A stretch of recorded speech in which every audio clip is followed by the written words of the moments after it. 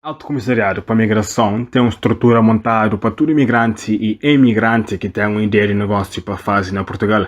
Gabinete de apoio ao empreendedor migrante existe para ajudar pessoas que mestre orientação nas suas ideias, já que esta fornece apoio na estruturação e desenvolvimento de projeto.